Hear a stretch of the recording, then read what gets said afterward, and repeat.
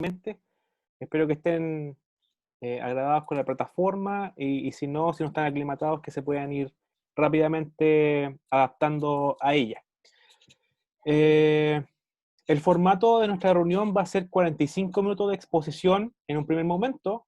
Después van a haber 15 minutos de relajo, entre comillas. Usted puede ir a buscar un café, puede ir al baño, puede ir a buscar agua. Lo que haremos nosotros en ese momento es, de forma automática, los vamos a trasladar a distintos grupos. Ustedes se mantienen conectados nada más, ¿ya? Nosotros los vamos a trasladar a ustedes a distintos grupos de 6 o 5 personas para que se puedan conocer, para que puedan interactuar de forma voluntaria. Si alguno de ustedes no lo quiere hacer, simplemente apaga su cámara y apaga su audio, no hay problema, ¿bien? Y luego de esos 15 minutos de recreo, pongámoslo así, de esos 15 minutos de relajo, van a volver a la sala y van a ver los últimos 45 minutos de exposición. ¿Bien? Entonces, 45 minutos de exposición, 15 minutos de recreo, 45 minutos de exposición. Terminamos algo así como un cuarto para las 7 de la tarde en Chile. 1 hora 45, en realidad, porque si no, disponer del horario es una locura. Muy bien. Considerando esto, entonces, y considerando que ustedes también conocen el currículum de Camila, no es necesario presentarla, dejamos con ustedes a la doctora Camila Joselevich con la sesión número 1 de nuestro seminario Y ya no vivo yo, de Historia y Teología Paulina.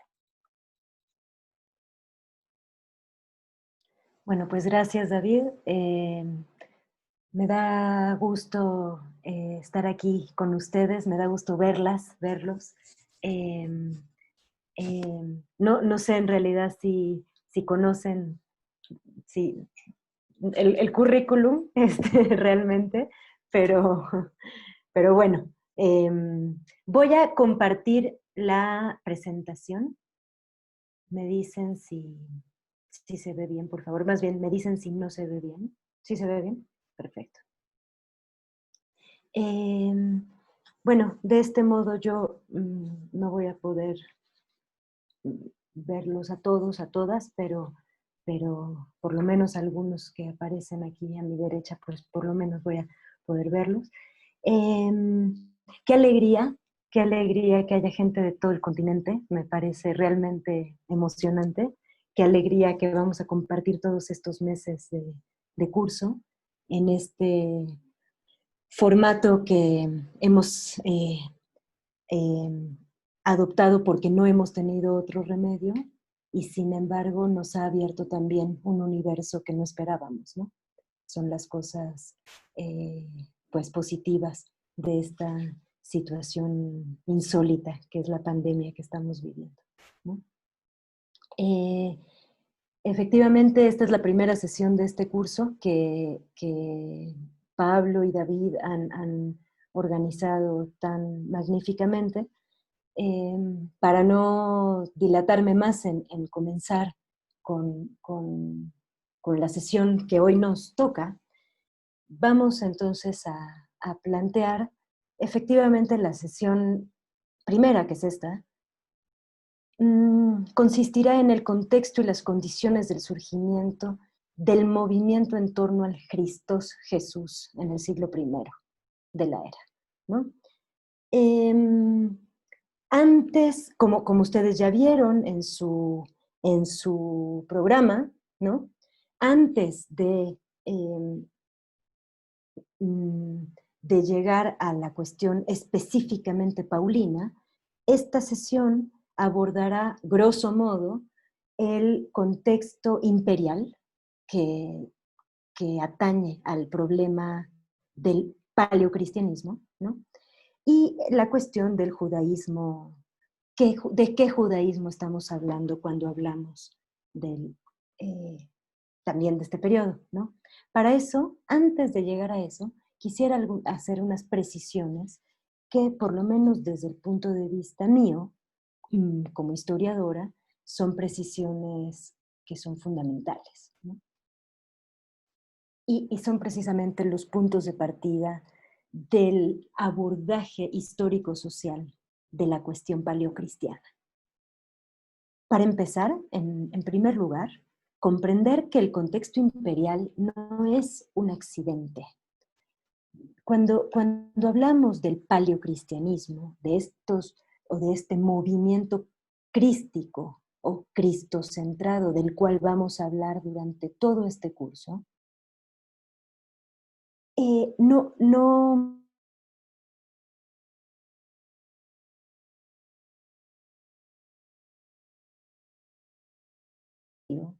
es el motivo por el cual se detona.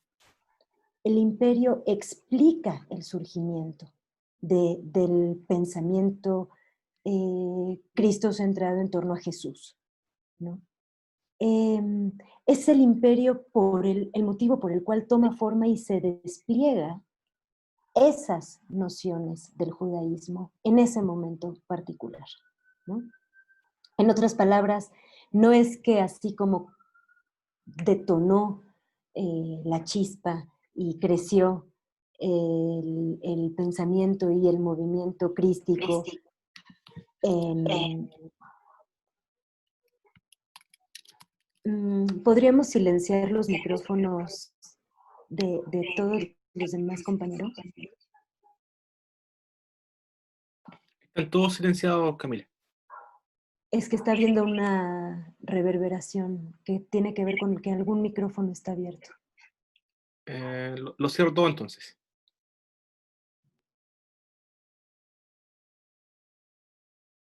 Creo que ya, muchísimas gracias. Sí, ya, gracias. Decía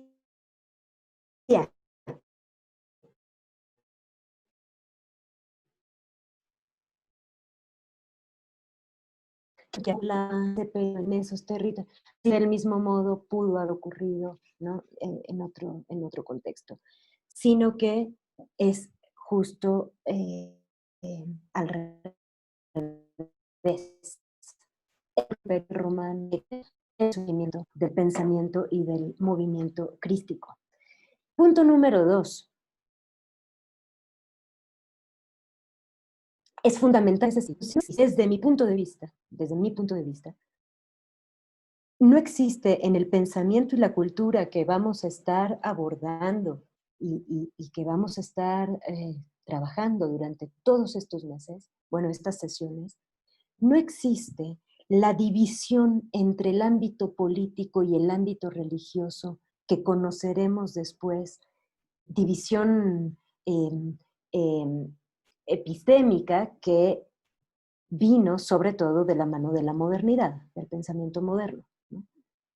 Y por lo tanto también construyó una subjetividad justamente orientada en esa división. No solamente tiene que ver con lecturas de la realidad, sino con constitución subjetiva también.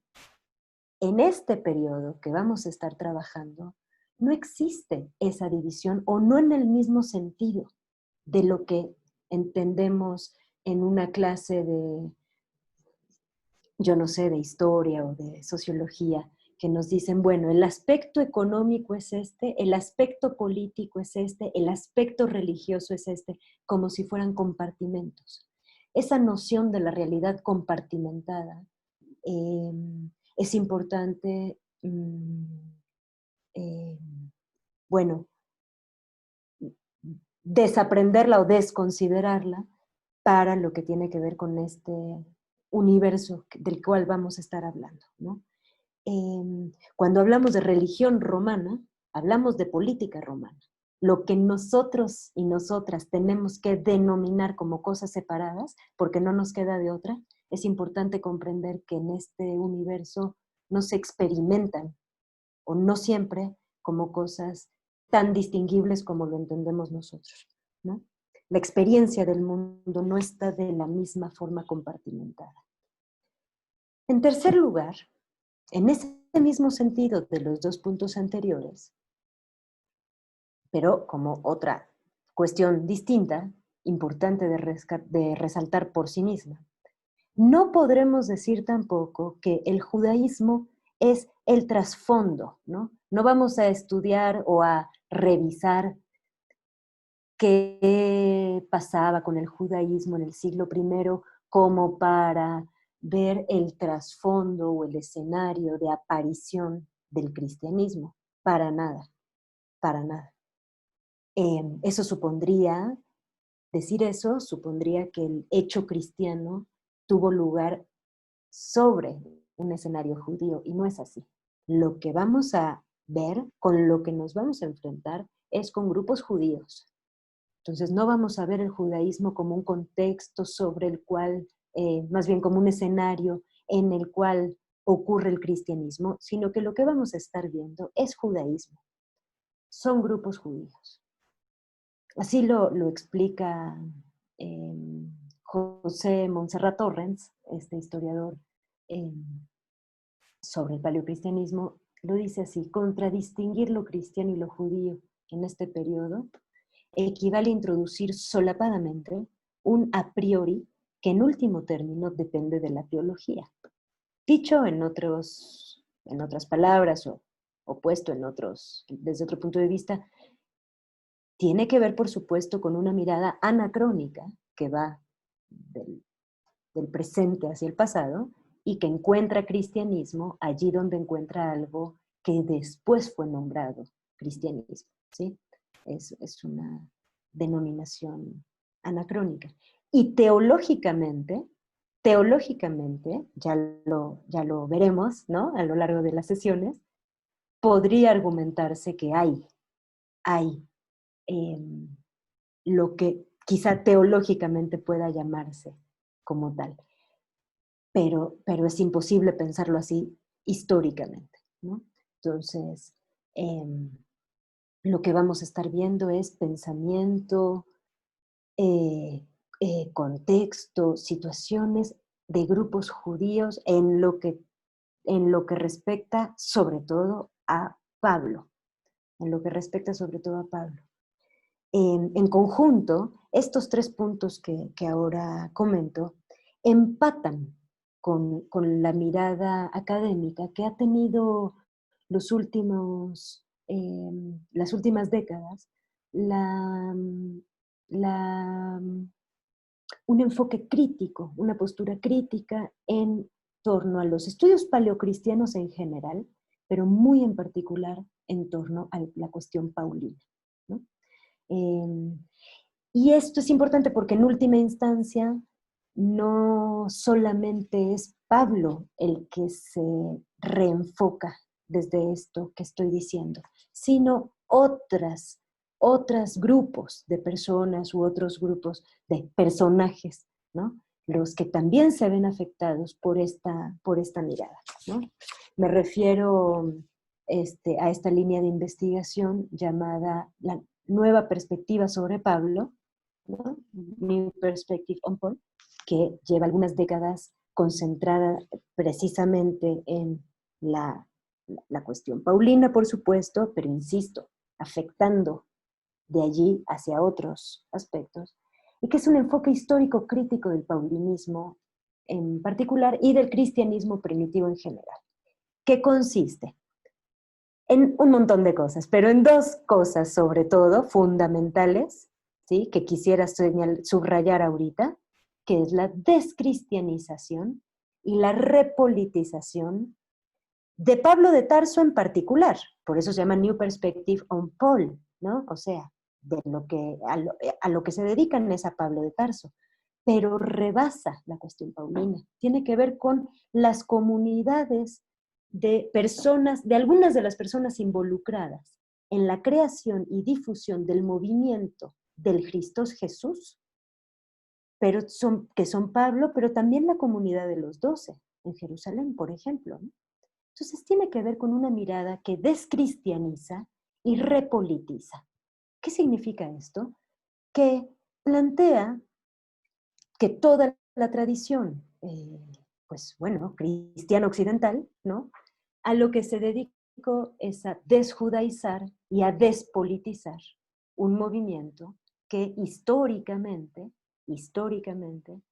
según este grupo de investigadores, debe ser comprendido y, según ellos, solo puede ser comprendido si se lo descristianiza para rejudaizarlo y si se lo repolitiza. Es decir, comprenderlo en su contexto político, como un efecto político de situaciones políticas. Eso es lo que vamos a estar viendo, por lo menos en las sesiones en las que yo voy a estar con ustedes, ¿no? Pero por supuesto que es algo que va a atravesar con más o menos polémica, pero va a atravesar todas las sesiones con todos mis compañeros, ¿no? Los dos ponentes, otros dos ponentes que van a estar aquí, ¿no? Dicho todo esto, entonces la sesión de hoy va a consistir en algunos puntos que abren la explicación de los primeros pasos de la difusión de este credo crístico en la cuenca, en la costa mediterránea en el siglo I, ¿no? Vamos a concentrarnos en dos cuestiones o puntos específicos. Por un lado, ¿en qué consistía propiamente dicha la situación social en el contexto imperial, ¿no? Social y económica? Es decir, ¿por qué resultaba tan inconveniente o tan injusto realmente el sistema imperial, ¿no? Y por otro lado, ¿de qué judaísmo hablamos cuando hablamos del judaísmo de este periodo, ¿no? ¿Cuál era la relación, además, de este judaísmo con Roma, con el imperio de Roma? Todo eso como puerta de entrada para comprender la cuestión paulina, ¿no? Entonces, vamos a ver que el suelo de la prédica paulina es el suelo del Imperio Romano. No en su totalidad, por supuesto, pero sí coincide el suelo de la prédica paulina con el suelo del imperio. Aquí ustedes pueden ver un mapa, ¿cierto? De los viajes de Pablo, pero que en este momento, que no vamos a hablar tanto de Pablo, nos sirve de todos modos para ir ubicando de qué territorio estamos hablando, ¿no? Flavio Josefo, el historiador, ustedes saben, ¿no? El historiador judío precisamente, contemporáneo a lo que en este curso nos va a atañir, llegó a decir en sus Antiquitates, llegó a decir, los judíos en la diáspora llegaron a toda ciudad y a todo rincón de la tierra. Por supuesto que esto es una hipérbole, ¿no? Del escritor, y es una hipérbole muy socorrida en la literatura antigua, incluso en las fuentes cristianas, ¿no? Pero no importa su carácter hiperbólico, lo que nos importa es cómo en efecto hay la noción y la observación de que con la diáspora judía hubo comunidades judías en todos los territorios, en todas direcciones del territorio circundante al Mediterráneo y del Asia Menor, ¿no? Lo que en buena medida coincidió con lo que después era el Imperio Romano, ¿no? Esto solo lo menciono ahora para subrayar. Es el contexto imperial el que explica la formación del credo crístico o cristocentrado, difundido entre diversas comunidades judías y no judías también. La difusión se dio también entre comunidades no judías durante las primeras décadas de lo que se llamó Imperio Romano, ¿no? Posterior a la República. Vamos a ver entonces en qué consisten las características más elementales de ese imperio, y me referiré en primer lugar al sistema económico-social que lo atravesó. Vamos a ver, en primer lugar, la cuestión de las redes clientelares que le dieron cuerpo al sistema imperial de Roma. Roma, ya como imperio, también en la República, pero en el imperio se fortalece y se reubica de una forma muy especial, ¿sí? Se constituyó Roma imperial por este tipo particular de relación socioeconómica, que era el llamado patrocinium, ¿sí? El mundo helenístico, es decir, el territorio de los reinos fundados por Alejandro Magno desde el siglo IV, desde principios del siglo IV, antes de Cristo, que va a ser en buena parte lo que luego Roma conquistará, ¿no? El mundo helenístico, decía, conocía estructuras corporativas basadas en la relación benefactor-beneficiado, que solían operar a grande escala, como grupalmente. Había grupos amplios de personas, ¿no?, que se veían beneficiadas por también grupos de otras personas. Esto, cuando Roma domina los territorios helenísticos, digamos, o helenizados, ¿sí?, lo que Roma hace es fundar y refundar ciudades, sobre todo, implantándose política y militarmente sobre la cultura griega que ya existía en todo ese territorio. Una cultura griega, pero más bien se diría helenística, es decir, una cultura que ya era hibridación de la cultura griega sincretizada con las culturas locales, ¿sí?, digamos indígenas, de todo el territorio que están viendo ustedes en su pantalla, ¿no?, del territorio que fue colonizado. Pero entonces, cuando Roma conquista estos territorios, no llega para extirpar lo que subyacía, sino que se sirve de eso como vehículo para implementar su propia forma de hacer política. Entonces Roma también implementa una especie de hibridación encima de una cultura que ya era híbrida, ¿sí? Uno de esos vehículos fue precisamente la relación benefactor-beneficiado, ¿no?, o beneficiario, propia del helenismo. Antes Roma tendía a establecer relaciones corporativas más bien de tipo individual, ¿no? El patrocinium era una relación entre un patrón y un cliente, ¿no?, en donde diferentes bienes y servicios eran intercambiados en forma individual y también a veces colectiva o grupal, pero más individual, ¿no?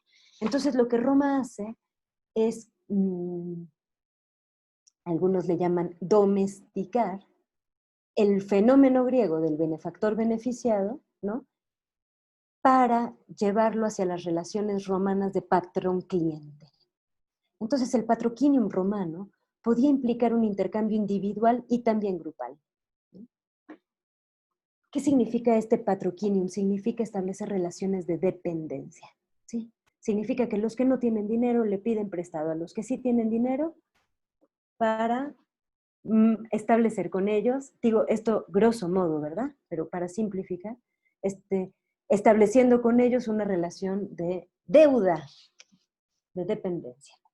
Séneca, que era muy amigo de esta política imperial, que era muy amigo del imperio en general, ¿no?, comentaba que el intercambio de favores y servicios propio del patrocinium, Séneca decía que une a la sociedad humana, ¿no?, que lima asperezas, que resuelve los conflictos que provocan las desigualdades. Por ejemplo, ¿no? Séneca no tenía un horizonte, digamos, muy amplio en relación con lo que ocurría en la sociedad romana, ¿no? Pero esto lo menciono justamente porque es interesante, muy interesante, de qué manera justamente intelectuales como Séneca valoraban a tal grado esta estructura, esta retícula socioeconómica, ¿no? El honor es otra de las cosas fundamentales en las cuales estaba amalgamada esta relación, este sistema de relaciones. El honor en Roma era fundamental. Consistía entre otras cosas, en la capacidad que cada quien tenía de ofrecer favores a otros. En eso consistía el honor, ¿no? Estaba directamente relacionado con la posición de poder que una persona tenía en la sociedad. La pertenencia a una determinada familia, ¿no?, o cuánto era capaz una persona de prestarle dinero a otra, ¿no? Los romanos estaban obligados a apoyar y en ese mismo sentido a esperar a cambio también, ¿no?, a sus familias, a sus parientes, a sus dependientes, en algunos casos también a sus subordinados, ¿no?, o a los gremios determinados, etcétera, ¿no? a los protegidos, a los clientes de los protegidos, etcétera, ¿sí? Se esperaba del patrón que proporcionara protección y favores que no podían ser accesibles para las personas por otros medios. Y esa relación de dependencia, ¿sí? Esa es la que generaba honor para los más poderosos, para los más empoderados, y les ofrecía una cierta sensación de seguridad, pero sobre todo de endeudamiento a aquellos que eran los menos poderosos de esa relación asimétrica, ¿no? Para ascender en la escala del poder y del honor, no solamente había que tener propiedades y bienes, ¿no? Tenía que ver también con poder hacer cosas honorables, y eso tenía que ver con quedar bien con los demás. Y en la Roma imperial lo que eso significaba era codearse con gente de poder, ¿sí? Ser,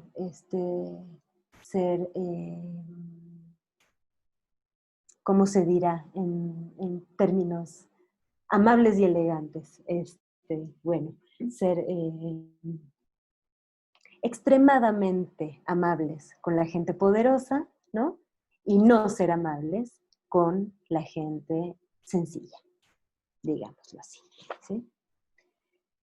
Se ha propuesto, en clave histórico-social, que la única forma como se explica que Roma mantuviera bajo control un imperio tan extenso no era solamente con el despliegue militar, porque mandaban, por supuesto, huestes del ejército y mandaban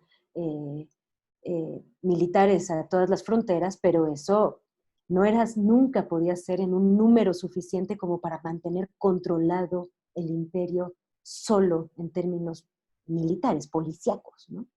Se ha pensado entonces que la forma como Roma pudo mantener controlado todo ese extensísimo territorio es precisamente que estas relaciones clientelares o de patronazgo, ¿no? De patrocinio, de patrocinium, no solo se mantuvieron a nivel local, sino que devinieron la trama amplia que posibilitó el control del emperador y de sus amigos a distancia, como un control remoto, ¿sí?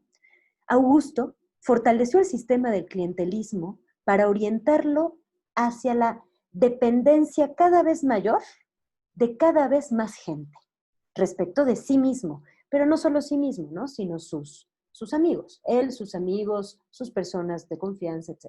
Y esto, por supuesto, como en un fractal, se calca y se hereda a las estructuras menores y las menores y las menores a lo largo de todo el territorio, ¿sí?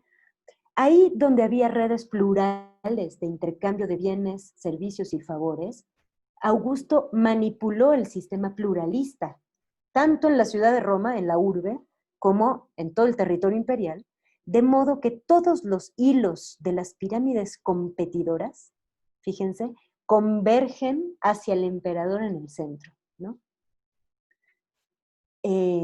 Bueno, se hizo patrón Augusto de las figuras senatoriales, ¿no? Ejerció su poder a través de ella, por supuesto, de los jefes militares, etc. Todas las magistraturas, oficios y honores estaban a disposición del emperador, ¿no? Y, por supuesto, de sus allegados, ¿no? de sus mejores amigos. En los contextos de profunda asimetría socioeconómica, la élite utilizaba el patrocinium, ¿no? el patronazgo, como instrumento de control, usando y abusando de su poder de rechazar o aceptar mercancías o servicios. Como pasa hoy en día, no sé con cuán idénticamente en otros países de América Latina, pero por lo menos en México esto es literal, ¿verdad? Literal. Los, los, este, los campesinos que producen palta o aguacate dependen de que se lo compren los que ya habían quedado de comprárselo, ¿verdad? Y si no se lo compran por cualquier motivo, se puede arruinar la manutención de cientos de familias, ¿cierto? Bueno, esto es la estructura misma de las relaciones clientelares, me atrevería a decir en toda América Latina, pero por lo menos afirmo que en México, ¿no?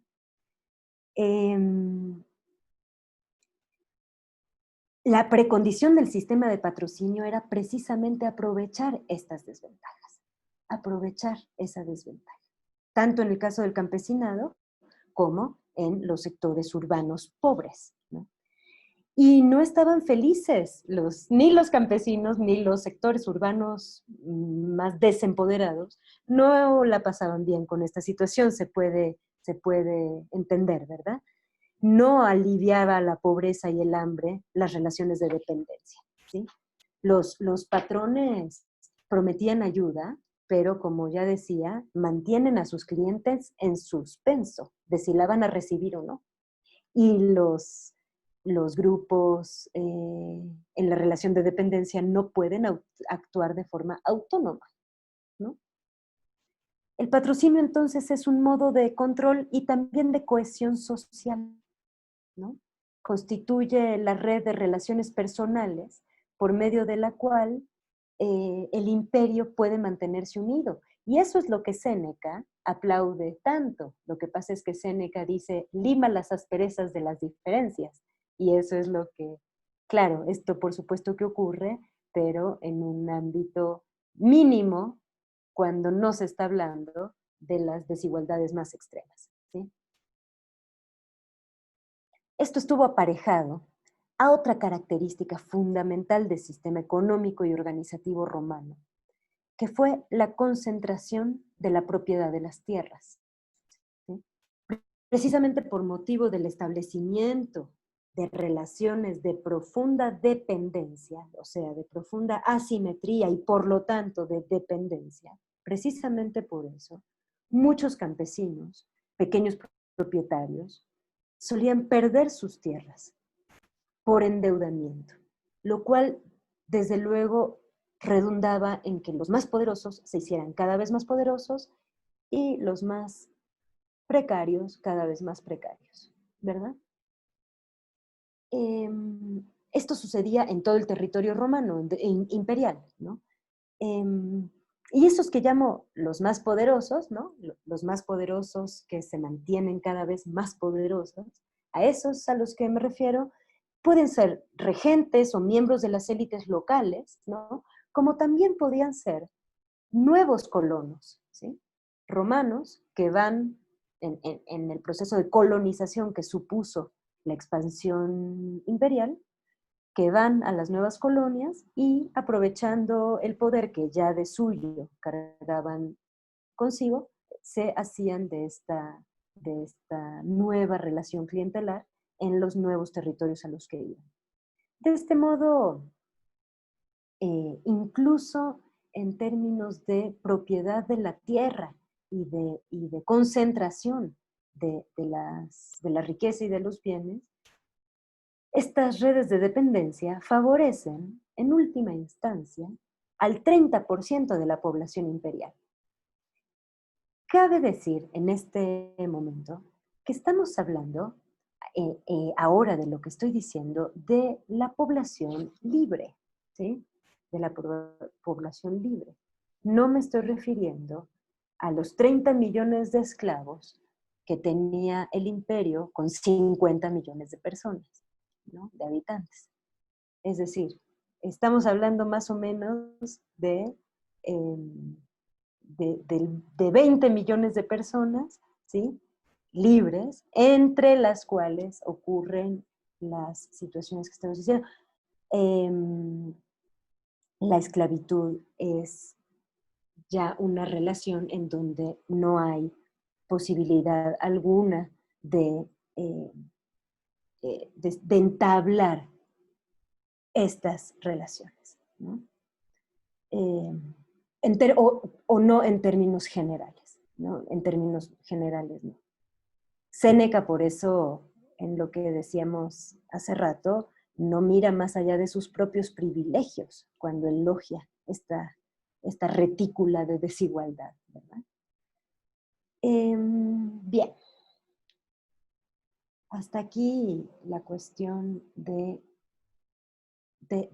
las redes de patrocinio o de las redes clientelares. El segundo aspecto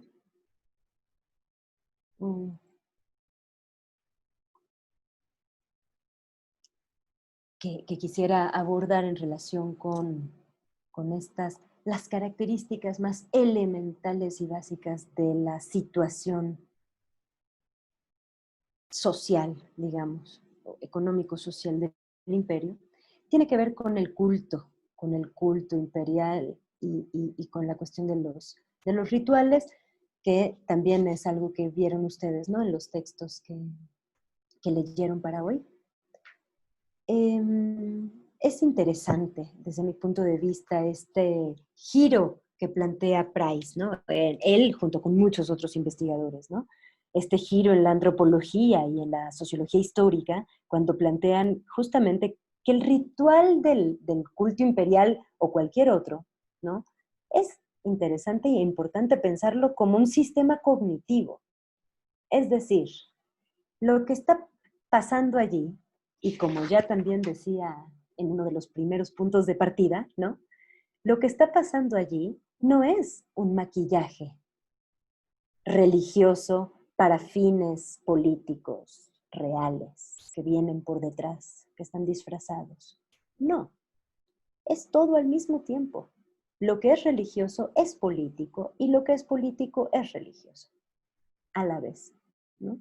No diríamos como el siglo XX, o desde el XIX quizá. Sí, no, sin duda desde el XIX. No diríamos que lo religioso es una máscara, ¿verdad? Una máscara de falsedad para intenciones políticas, de dominio, de conquista, etcétera. No, sino que estamos hablando de una situación de experiencia del mundo que viene todo junto con pegado, ¿no? Que es fundamental dar cuenta de ello incluso en la clave histórico-social que lo estamos viendo. Por eso el texto de Price me resulta tan interesante, ¿no? El imperio plantea, ¿no? Y esto es relevante en cuestión del culto imperial, ¿no? El imperio estaba presente en términos ideológicos y simbólicos en todo el territorio. Entonces, agregaríamos a lo que yo decía hace unos minutos, cómo se pudo mantener el control de todo ese territorio imperial durante tanto tiempo. Sí, tiene que ver con las cuestiones de las redes clientelares, etcétera, y no solo. Tiene que ver también con que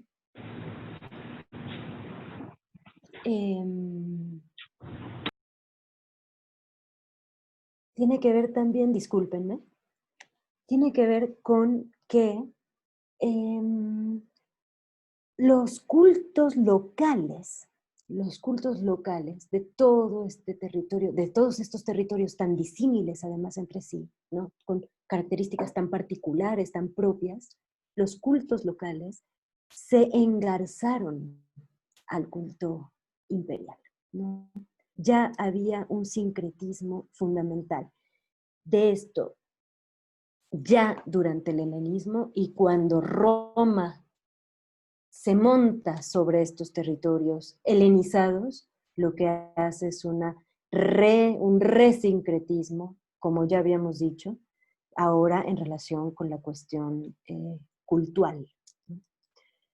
Price lo que plantea es que los habitantes de las provincias se representaron al emperador en los términos familiares suyos del poder divino, ¿no?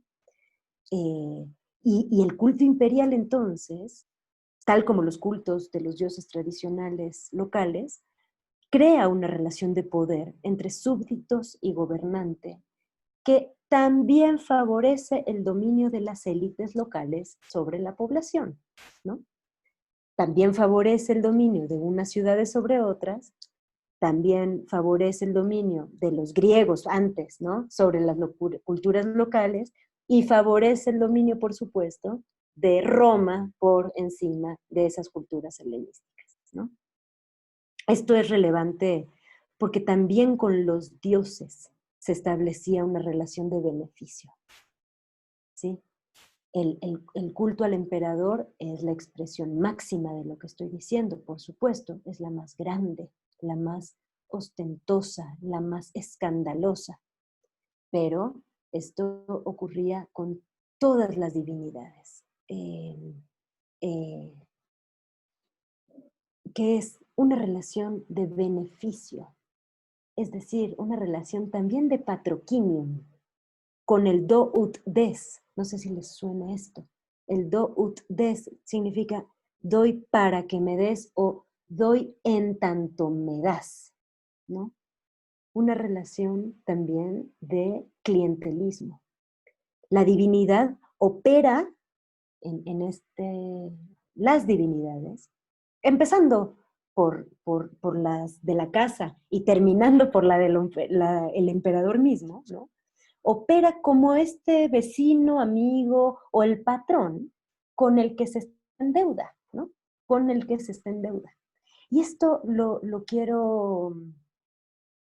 traigo a colación, lo quiero subrayar, porque es importantísimo, será importantísimo tener esto presente para cuando veamos en este curso, ¿no?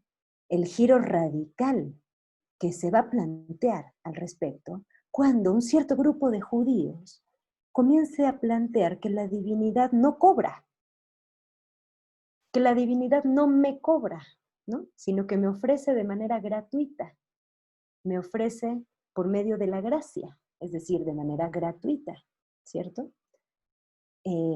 Esto va a ser un giro radical en relación con el sistema cultural del, de las, de la, digamos, de la teopolítica romana, ¿sí?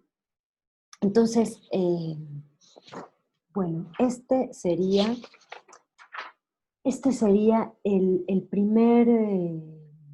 la primera parte, digamos, de la sesión de hoy.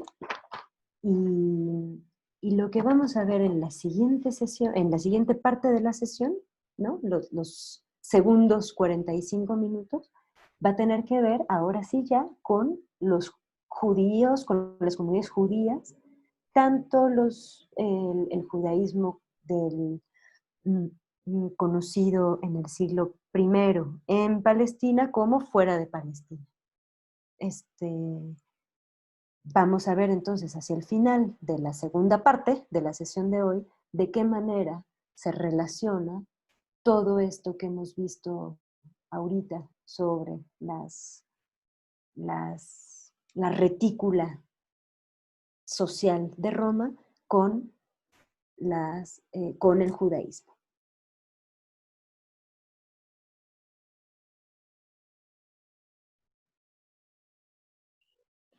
Perfecto. Voy a reiniciar el audio de...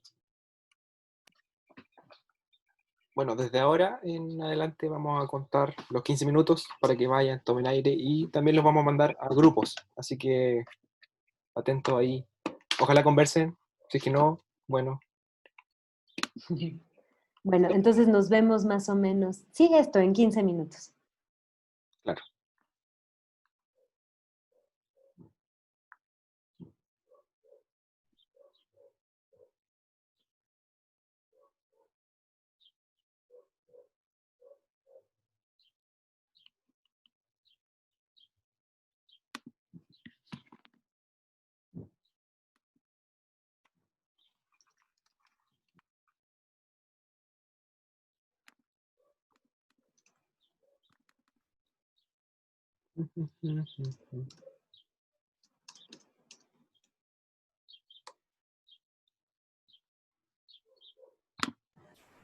Todo bien, Javier. Todo bien, me metí en un curso de Pablo bastante bueno. Perdón, los desilencié a todos ahora, así que no están silenciados en la mala, como estaban antes. Y ahora pueden hablar.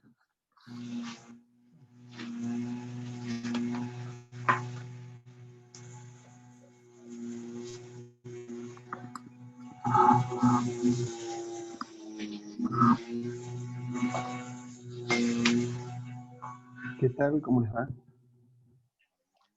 Muy bien, muy bien.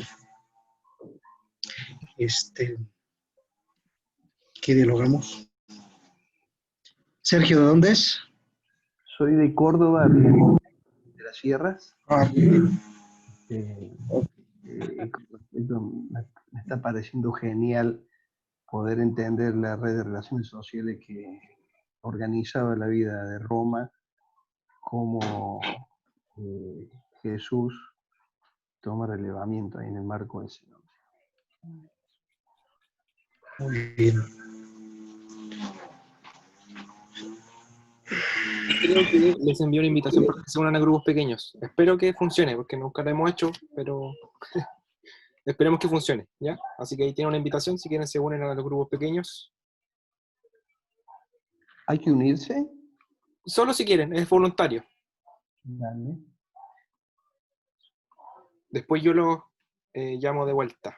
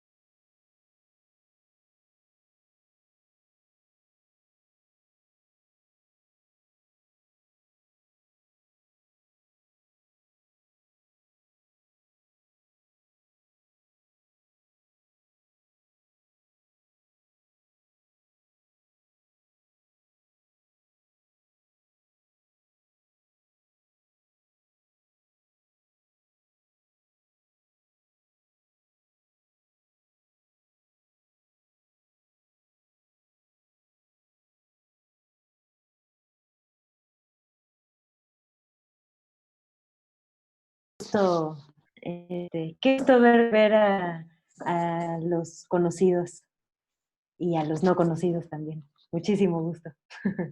Pero volver a ver a los conocidos me da muchísima alegría. Bien, pues vamos a continuar, perdón, voy a compartir la pantalla. Ahí está. Sí, ¿verdad? ¿Sí se ve bien? Sí, gracias.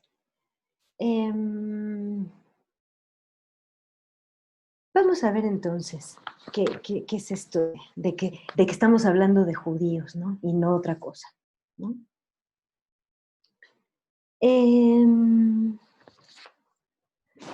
Dos ámbitos diferenciados con los pocos minutos que hay, ¿no? Que no puede más que ser abreviado, resumido, tal vez en ese sentido incluso de pronto y, pues bueno, injusta la selección de la información, ¿no? que se comparte, pero intentando hacer el esfuerzo de poderlo plantear, dos ámbitos del judaísmo voy a mencionar, aunque sea al pasar, ¿no? Uno que es el que tiene que ver con Palestina y el otro que es fuera de Palestina. Están totalmente vinculados, no es que estén por completo desvinculados, están muy entretejidas las situaciones del judaísmo adentro de Palestina que las de afuera, pero se puede hablar de, de dos ámbitos, digamos, y que va a ser importante tenerlo presente para lo que concierne a la cuestión paulina, que es la que concierne a este curso en particular, ¿no? Entonces, en relación con lo que ocurría en Palestina, tal vez ustedes ya lo sepan súper bien, ¿no? Esta cuestión de los diferentes grupos, ¿no? Las corrientes o sectas, eh, eh, que incluso Flavio Josefo les llama jaireseis, ¿no? O sea, eh, de donde luego vendrá la palabra herejía, que no, por supuesto, no tiene nada que ver con lo que Flavio Josefo entiende por jairesis, pero así las llama, jaireseis, o sea, escuelas u opciones, corrientes diferenciadas dentro del propio judaísmo palestino, en por lo menos hasta antes del año 70, ¿no? Lo que conocemos muy grosso modo es, para empezar, están los saduceos, ¿no? Que es este grupo dominante política y religiosamente en Jerusalén. Josefo los denomina el grupo conservador, ¿no? Solo admiten los 5 libros de la Torá, no otros libros, no otros textos. Por ejemplo, no creen en la resurrección de los muertos. Esas serían como las características más delineadas, ¿no? De la caricatura de quiénes son los saduceos. Son descendientes el nombre proviene del sumo sacerdote Sadoc, descendientes del sumo sacerdote Sadoc, y están estrechamente vinculados al Sanedrín, es decir, al grupo de funcionarios, digamos, al grupo del poder del templo de Jerusalén, ¿no? Los saduceos son los que dan un apoyo a la administración romana más fuertemente. Y esto, para algunos, explica que sean ellos los que no solamente tienen un vínculo importante con el sumo sacerdote, ¿no? Sino que además este apoyo a Roma es lo que explica que ellos mismos, como grupo, tuvieron cada vez más privilegios, ¿no? O por lo menos durante un periodo, ¿no? ¿En qué consiste esto de que sean un grupo conservador? Y que va de la mano con solamente reconocer 5 libros de la escritura sagrada, va de la mano con eso. Tiene que ver con rechazar ideas, por supuesto ideas proféticas, ¿no? Por supuesto la literatura profética no tiene para ellos los planteamientos no tienen ningún tipo de legitimidad, y tiene que ver con un hiperlegalismo en donde no se considera la ley como, el texto como abierto a interpretaciones, digamos, ¿no? Los fariseos, por su parte, cuyo nombre viene del hebreo parash o farash, que significa dividir, tienen orígenes efectivamente sectarios, ¿no? Se conoce que de ahí el nombre, ¿sí? No tienen una conexión importante, digamos, directa con la tradición sacerdotal, y su interpretación justamente de la Torá suele estar en discordancia con la interpretación de los escribas, ¿sí? de las autoridades. Y esto justamente va en el sentido contrario de lo que decíamos recién sobre los saduceos. Abrazar las líneas de la profecía, abrazar la línea de la profecía, ya abre la interpretación a una hermeneusis absolutamente discordante con la lectura más literalista de la ley, ¿no? Por ejemplo, ellos creen en la resurrección de los muertos, a diferencia de los saduceos, ¿no?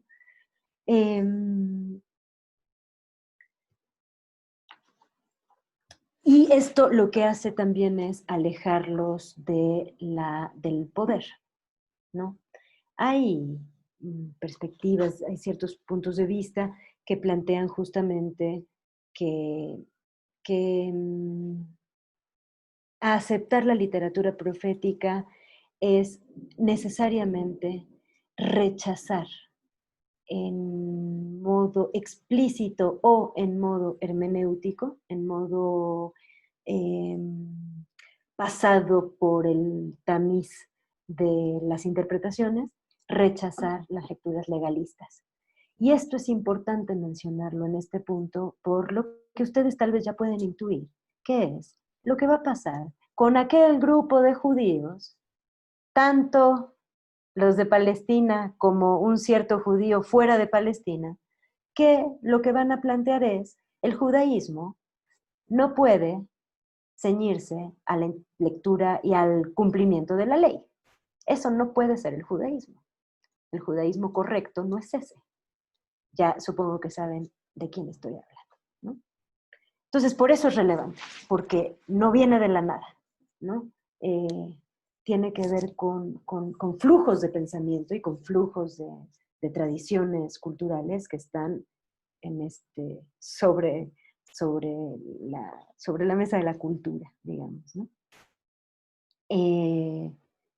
Y en ese mismo sentido, el fariseísmo tiene también una noción hermana de las otras que mencioné hace un instante, que es la noción de pureza ritual, una noción de pureza muy laxa, ¿no? Muy ampliada. La noción de pureza ritual cada vez más, sí, por supuesto, se reivindica qué es lo que tenemos que hacer en términos de hacer lo correcto. Y hay una cierta noción de pureza asociada a lo que es lo correcto, ¿verdad? Irremediablemente, tal vez incluso en la política más secular. Pero, ¿qué es lo correcto y qué es lo puro? Se amplía significativamente desde la mirada del fariseísmo, ¿no? Entonces, por este motivo, incluso se ha planteado que los fariseos representan una orientación popular de la piedad judía, popular, a diferencia de las otras que serían más bien elitistas, ¿sí? Más bien elitistas y relacionadas con la clase sacerdotal. Tenemos también en Palestina a los esenios, que ustedes saben, ¿no? Son un grupo que hoy en día se conoce gracias a los descubrimientos de los rollos del Mar Muerto y gracias a los descubrimientos arqueológicos del desierto, allí mismo, en Qumran. Se conoce que efectivamente lo más probable, a donde se ha podido llegar en conocimientos, llamémosles académicos al respecto, ¿no? Tiene que ver con que eran grupos que tendían al monasticismo, ¿no? Grupos monásticos, por supuesto judíos, ¿verdad? En una extremar la ley, en un pensamiento extremadamente purista, que extrema la ley, es más, extrema tanto la ley que rebasa lo que para los, por ejemplo, para los saduceos podía ser válido, ¿no? Al contrario, esto ya se convierte en una pureza radical, tanto que establecen grupos más bien monásticos que algunos en algún momento se planteó incluso como de místicos, ¿no? Exagerando la noción de pureza en sentido totalmente contrario a los fariseos, ¿no? Todo esto tiene lugar en Palestina, como ya decía, y está, sin embargo, atravesado por lo que pasa fuera de Palestina, como ya también decía. Estas diferencias en los pensamientos, en lo que tal vez mal empleado el término, pero que algunos así le llaman, en la teología judía, que hay quienes me dirían qué cosa tan aberrante acabas de decir, pero bueno, hay, en algunos puntos sí se le nombra así, ¿no? Bueno, estas como diferencias de teología judía, entre comillas, ¿sí? De pensamiento sobre Dios y sobre la ley y sobre la relación entre Dios y la ley y el individuo, está impregnada de las tensiones que ocurren también fuera de Palestina. Y esto tiene que ver con las comunidades de la diáspora, tiene que ver con el judaísmo de la diáspora. Y que cómo se relaciona con esto es en un vaivén permanente.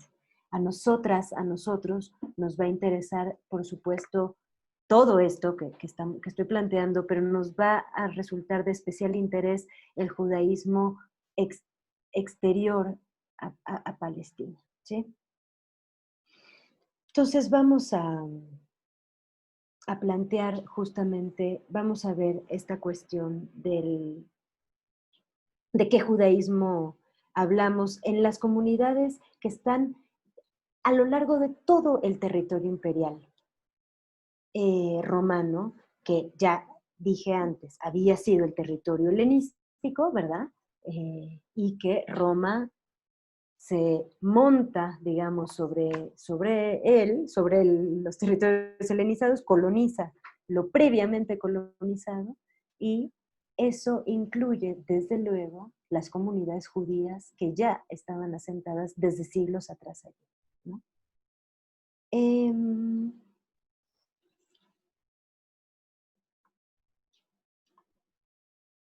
El término hebreo que refiere una congregación de judíos, como ustedes pueden ver aquí en su pantalla, es Knesset, que al mismo tiempo significa una asamblea y el lugar donde la asamblea tiene lugar, donde se realiza la asamblea. De nuevo, una asamblea, ¿sí? Hagan de cuenta como si nosotros, 30 y tantos que somos, estuviéramos en este momento en una asamblea. Pues no tiene que ver con el lugar en el que estamos, ¿verdad? Tiene que ver con de qué manera estamos organizándonos y para qué estamos reunidos a conversar. Esa sería la asamblea. Pero también significa el término Knesset, el lugar donde se realiza la asamblea. Y esto se calca, este significado doble, se calca en el griego sinagogue. La sinagoga helenística era el eje central religioso político del asentamiento judío. Era el límite que marcaba, que se establecía con el exterior. ¿Con el exterior a qué? A la comunidad. Era la forma de vertebrar una comunidad que no quería o que intentaba no confundirse con los goyim. ¿Quiénes son los goyim? Las etne. ¿Quiénes son las etne? Los pueblos, es decir, los no judíos, ¿sí? Los que se van a conocer como no judíos, ¿sí? Y en esta no confusión, en este intento por no confundirse, la sinagoga tenía un papel fundamental, ¿no? Había judíos, había sinagogas de judíos y comunidades judías en la mayor parte de las provincias romanas, en algunas con más presencia que en otras, ciertamente, pero en todas al menos una pequeña, ¿no?, presencia de comunidades judías. Y una sinagoga instituida en donde hubiera comunidades. Vieron que hace rato les comentaba que Flavio Josefo decía que los judíos en la diáspora llegaron a toda ciudad y a todo rincón de la tierra, ¿no?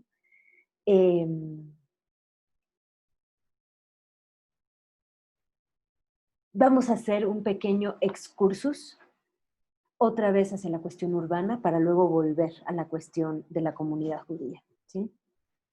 La helenización que tuvo lugar durante el periodo alejandrino tuvo como enclave los asentamientos urbanos, las ciudades, ¿sí?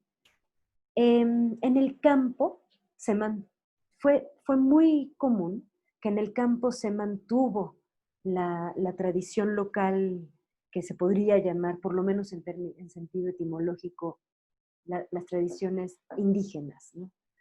Se mantuvieron por mucho más tiempo las tradiciones indígenas en el campo, mientras que las ciudades, naturalmente, ¿no? Por el flujo de comercio, por el flujo de todo, se estereotipaba más fácilmente la cultura, se globalizaba con mucha más facilidad. Esto es idéntico a lo que pasa hoy, ¿verdad?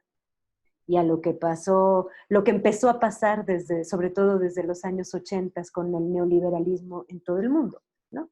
Que es que en las ciudades la cultura empezó a globalizarse en el sentido de a homogeneizarse, a unificarse, salvando las abismales diferencias de tiempo, de velocidad, de intensidad y de qué entendemos por cultura. Bueno, salvando eso, algo muy similar pasaba en las expansiones coloniales, tanto la alejandrina como después la imperial romana.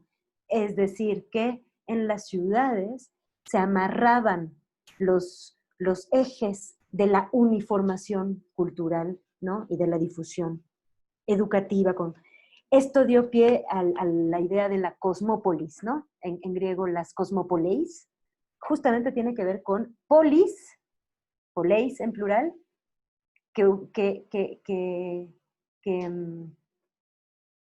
están vinculadas con todo el cosmos, o que tienen al cosmos adentro, digamos. Podemos jugar con la etimología, ¿cierto? Estos son las cosmopoleis, ¿sí?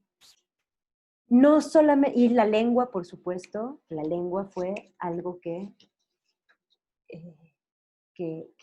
lo mismo que ya decía, ¿no? En el campo se mantienen las lenguas antiguas, las lenguas u originarias u otras antiguas, ¿sí? Y en las ciudades, en cambio, la lengua del poder es la que avanza como fuego, ¿no?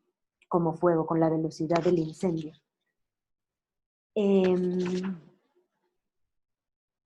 Entonces, volviendo a lo que nos ocupa, los asentamientos judíos del territorio helenístico, que son asentamientos urbanos, participaron irremediablemente de estos flujos e influjos culturales. Irremediablemente. ¿Sí? A pesar de que necesitamos no confundirnos con Goyim, con Taefne, ¿no? Y necesitamos y queremos que la sinagoga sea nuestro eje central y nuestra frontera, aún así es irremediable el flujo y el influjo cultural.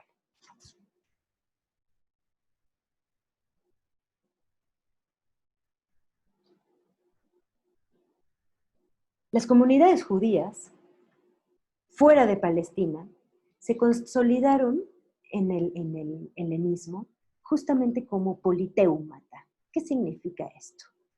Son demarcaciones autónomas dentro de la ciudad. También fueron llamadas katoikiai y laoi, ¿no? Y ya en tiempos del imperio, sinagogai, es decir, que se empezó a volver sinónimo, se empezó a usar como sinónimo sinagogai que katoikiai, ya en tiempos imperiales, ¿sí? Son pequeños estados internos a las urbes, es otra forma de explicarlo, ¿sí? La sinagoga helenística, o estos pequeños estados internos, tenían una organización administrativa, financiera, judicial y religiosa, que estaban amparadas por las leyes generales de la ciudad, gozaban de los privilegios de la ciudad, ¿no? De los ciudadanos, digamos, en cualquier ciudad en donde se encontraran, pero también gozaban de privilegios extra, que era tener esta situación especial de ser estados autónomos dentro de la ciudad amplia, ¿sí? Los politeumata, judíos, estaban constituidos por asambleas que elegían a sus funcionarios, ¿no? Que eran los presbítero y al interno, de presbítero y propios, ¿sí? Y mediante la deliberación colectiva resolvían autónomamente asuntos religiosos y administrativos internos. La sinagoga en realidad no equivale a la comunidad judía, a pesar de que en algún momento del imperio empiezan a nombrarse como sinónimos, no equivale, pero sí la sinagoga es su columna vertebral. Lo que es muy interesante es que durante una buena parte del siglo I, las comunidades judías, la nación hebrea en general, estuvo dependiendo, digámoslo así, de la prosperidad de los pueblos de las ciudades donde estaban asentados, ¿no? Pero que dependieran de su prosperidad en términos económicos no significaba que eran dependientes en todos los sentidos, ¿sí? La sinagoga tenía total libertad en cuanto a liturgia se refería. Es uno de los privilegios que tenían las comunidades judías en el contexto imperial, ¿sí? La población romana en general estaba sometida a como una suerte de reglamentación de la vida colectiva cotidiana muy, muy rígida, ¿no? Y la tolerancia para las prácticas religiosas, por supuesto que había tolerancia para los cultos propios, pero nunca como la de los judíos, nunca como la de los judíos. No solo tenían derecho de reunirse en sus asambleas, en sinagoga, digamos, en reunión religiosa, cultural, ¿no? Sino que sus reuniones estaban protegidas por la ley. Y quien perturbara un acto de culto judío en tiempos de los primeros emperadores, estaba cometiendo un acto de atrox injuria. Se le calificó como atrox injuria, es decir, una injuria atroz, que nos suena muy poético, pero en realidad es el nombre legal, ¿sí? De quien se le ocurriera perturbar un acto del culto judío. Tenían ciudadanía judía a la vez que podían obtener la romana, si así lo deseaban, a cambio de favores al ejército o a la administración local. Y si tenían ganas de tener igualdad de derechos que los ciudadanos plenos, podían sin problema luchar con ello, ¿no? Tenían toda una serie de prerrogativas que los metía a veces en problemas con sus vecinos, ¿sí?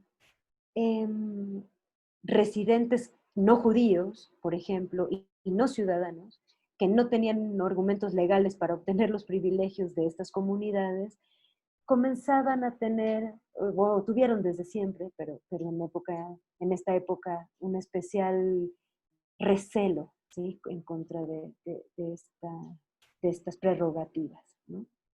Siempre estaban en tensión, para decirlo en una palabra.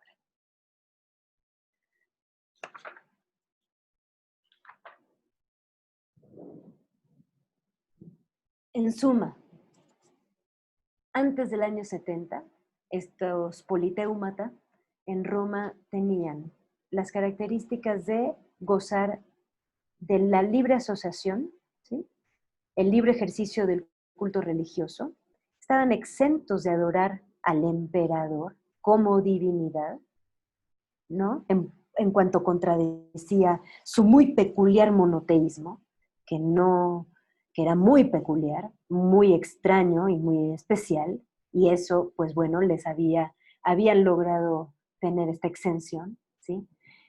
Podían, por ejemplo, celebrar el Shabbat sin que las autoridades gentiles pudieran imponerles labores, ¿no? Labores forzadas. tenían el derecho de recolectar tributos y multas, ¿no?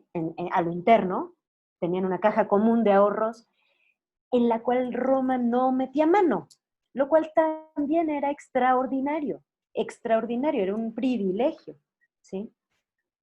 Podían comparecer ante los tribunales romanos si tenían necesidad, pero tenían el derecho de no hacerlo si no lo necesitaban. Y administraban justicia a lo interno en materia religiosa, en cuanto a materias religiosas respecta, y podían, por lo tanto, tener una cierta autonomía que ninguna otra comunidad tenía.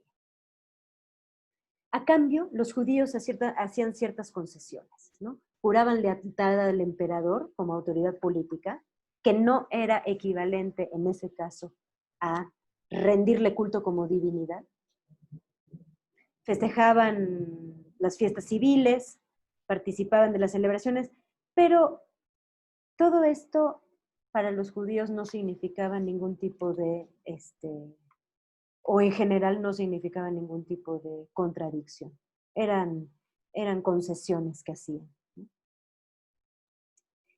Sin embargo, por más lejos de Palestina que se encontraran, si podemos volver al mapa más adelante, imagínense lo lejos de Palestina que estaban comunidades en Grecia, ¿no? En la Hélade, en Macedonia, en fin. Pero por más lejos de Palestina que se encontraran, estos politeumata estaban vinculados con Jerusalén de manera tanto simbólica como concreta. No solo que los judíos se comprendían a sí mismos como participantes de una tradición israelita, ¿no? Basada en escrituras y en leyes, discúlpenme, israelitas, sino que en términos concretos había un impuesto que enviar obligatoriamente al Templo de Jerusalén cada año. Todo circunciso mayor de edad anualmente tenía que enviar el que se llamaba dinero sagrado, ¿sí? Que iba directamente al templo, transportado por una embajada custodiada por la ley de Roma, o sea, por la policía romana, ¿sí? Se puede decir que se trata de una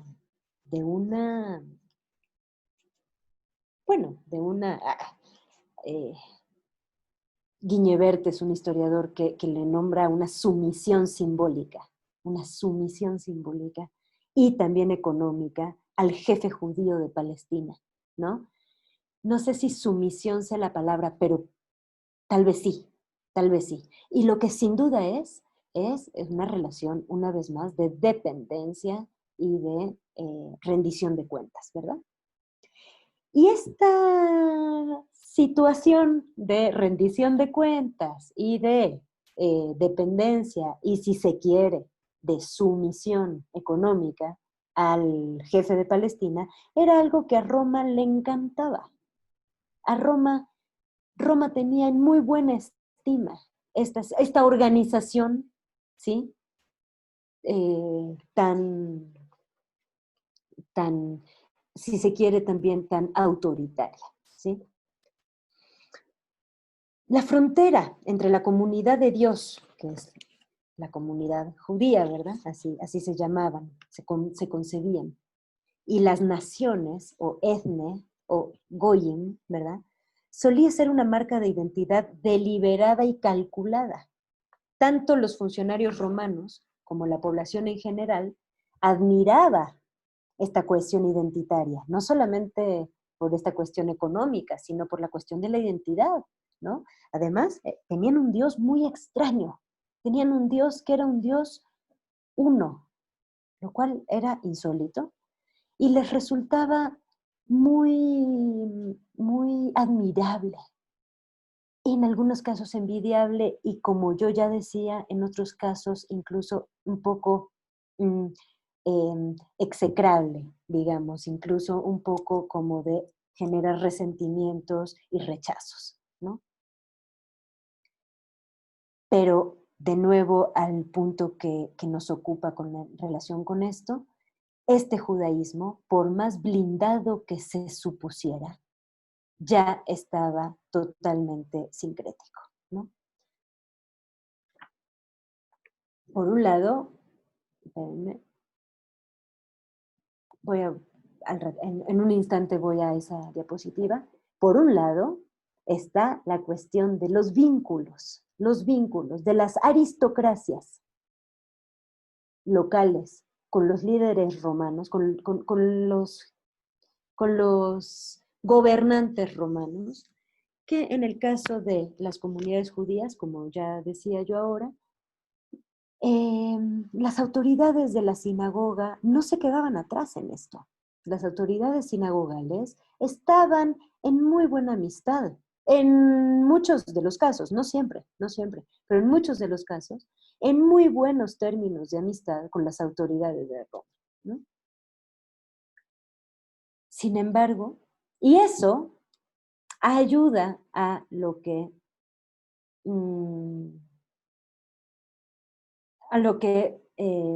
al sincretismo del que estamos. ¡Ay, Dios! Disculpen ustedes, hay una tormenta tremenda aquí. Bien, ¿por qué digo que este judaísmo, no, por más blindado que se supusiera, no lo era?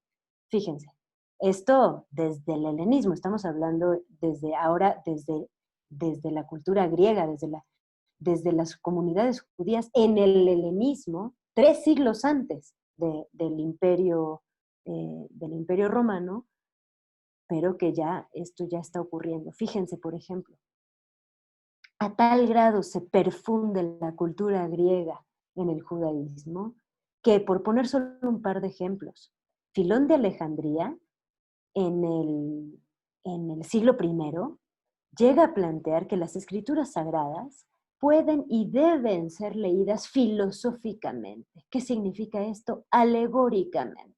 De ahí sus alegorías, ¿sí? Esto siglo I. Pero desde 3 siglos antes, esas escrituras a las que nos estamos refiriendo se leen en griego, se traducen al griego y se las conoce en griego. La Septuaginta o Septuaginta, ustedes saben que es la versión griega de las escrituras judías, de las escrituras hebreas. Y es esa la que se lee mayormente, ¿no? Mayormente fuera de Palestina, no en hebreo. La moral bíblica se funde con la grecolatina, especialmente la aristocrática y especialmente la estoica. Hay menos ley, hay menos énfasis en la ley y mucho más énfasis en la profecía. Se abre el pensamiento como un cascarón. Israel se vuelve abstracto, ¿sí? Se vuelve un tropo. Y hay un espíritu de propaganda favorable a la misión entre los goyim. Hay un espíritu de propaganda que no hay, por supuesto, en otros, o no con esa misma intensidad, en el judaísmo de Palestina, ¿no? Miren, por ejemplo, lo que ocurre con un cierto concepto que tal vez les suene conocido. Ungir, poner ungüento, embadurnar. En griego se dice frío, ¿sí? ¿Quiénes se ponían ungüento, aceite? ¿Quiénes se embadurnaban con aceite? Los reyes de la tradición judía, los reyes de la historia hebrea ampliamente dicha, ¿sí? El Meshiach es una de las formas del hebreo para ungido, para aquel que es embadurnado con aceite. ¿Por qué? Porque el aceite de las velas sagradas, ¿no?, era el que efectivamente se untaba en aquel rey que estaba siendo nombrado el nuevo rey. Esto pasa al pensamiento griego, se lo trata de calcar y efectivamente el participio del verbo crio es Christos, ¿cierto? Que significa, es un participio pasivo, entonces es el ungido, ¿sí? El ungido de este verbo. ¿Qué significa esto? Que el Mesías, que es el ungido, pasa a ser el griego Christos, y de ahí es de donde, ¿no? Con este solo es un ejemplo más entre miles. De aquí es de donde el pensamiento judío se vuelca a, a un sincretismo irremediable. Lo haya querido o no lo haya querido, lo haya predicado o no lo haya predicado, ya es un pensamiento sincrético, ¿sí? Voy a poner un ejemplo. Esta pregunta me parece a mí central. ¿Qué otra cosa puede ser Israel para una joven judía del sur de la Hélade que nunca ha salido de su pueblo? Solo por poner un ejemplo, sino un tropo. Es decir, para los judíos que nacen y se encuentran en poblaciones absolutamente alejadas de Israel, ¿verdad? De Palestina.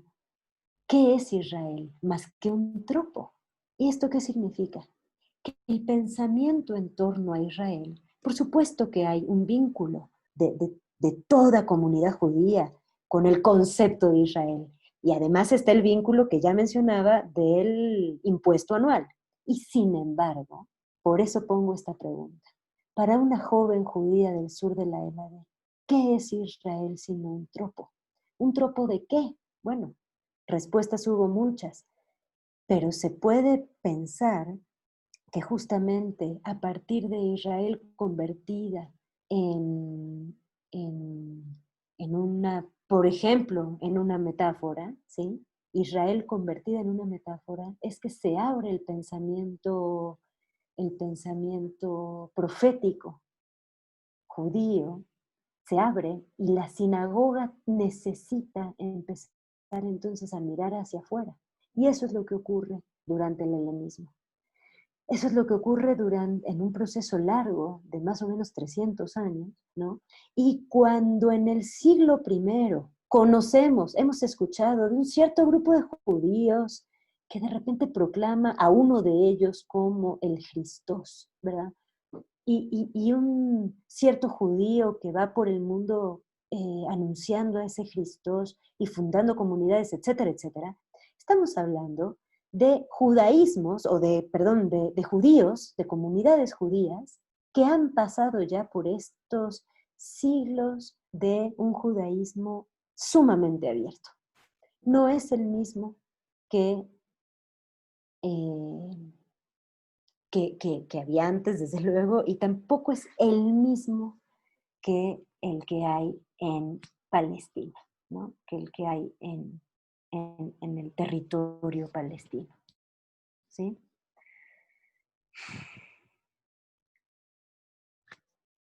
Desde el punto de vista histórico, hay quienes le llaman un judaísmo abierto al mundo como filosofía religiosa, a tal grado el sincretismo con el pensamiento griego, ¿no? Y otra cosa que a mí me parece fundamental de resaltar para esto es el sentido de piedad, el sentido de vínculo con la divinidad. Se vuelve cada vez más abstracto. Se vuelve más abstracto por lo menos que en Israel.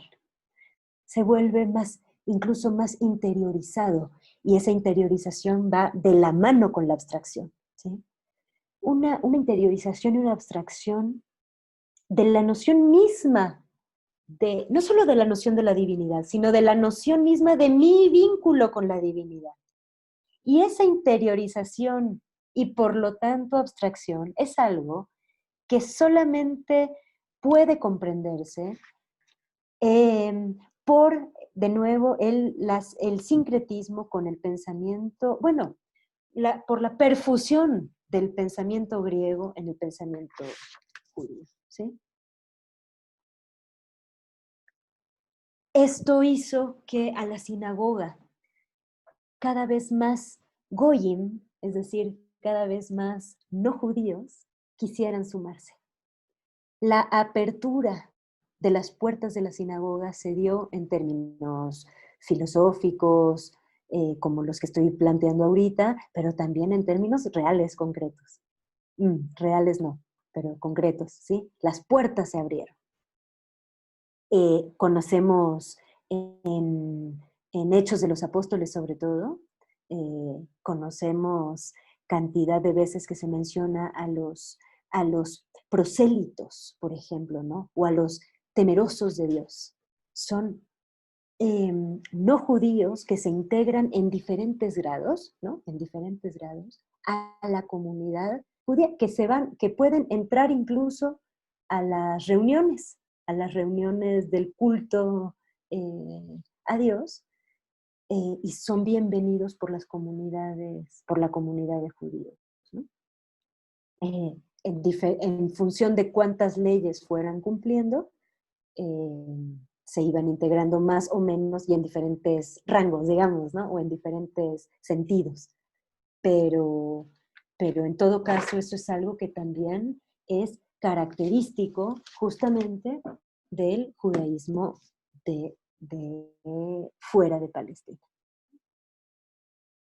Bueno, con esta pregunta, con esta frase, con esta pregunta se abre, yo la dejé aquí porque esta pregunta abre la puerta justamente a por qué el paulinismo creció como creció, ¿no?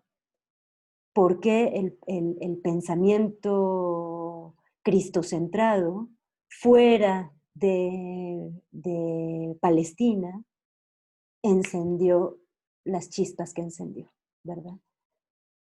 Justamente creo que esto es una puerta abierta al respecto. Y por mi parte es todo por hoy.